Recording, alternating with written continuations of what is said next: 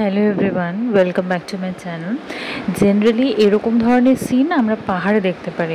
আমরাও যখন পাহাড়ে ঘুরতে গেছিলাম তখন এরকম এই ভেড়ার পাল নিয়ে যাচ্ছে বা ছাগলের পাল নিয়ে যাচ্ছে, তো এই ধরনের সিন কিন্তু বেসিক্যালি আমরা পাহাড়ি অঞ্চলেই বেশি দেখতে পাই। কিন্তু এইখানে কলকাতার মধ্যে দেখব, এটা না আমি একেবারে ভাবতে পারিনি। তো যখন দেখে নিলাম তো ভাবলাম যে একটা ভিডিও কেন আমি তুলব না।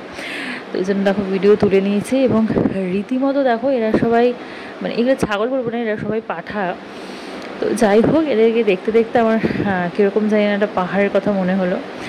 তো আজকে সকাল থেকে প্রচণ্ড বৃষ্টি পড়ছে। তো দেখো ট্রেনে উঠে আমি এক কাপ এই ভাঁড়ের মধ্যে চা নিয়ে নিয়েছি। তো চাটা না বেশ ভালো করেছিল, খেতে বেশ ভালো লাগছিলো।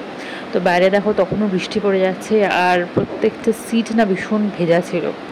তো বৃষ্টিটা এত সুন্দর লাগছে বাইরের দিকে দেখতে বা তাকাতে, মানে সিরিয়াসলি বলছি আজকের পুরো দিনটা না একদম ভালো হয়ে গেছে।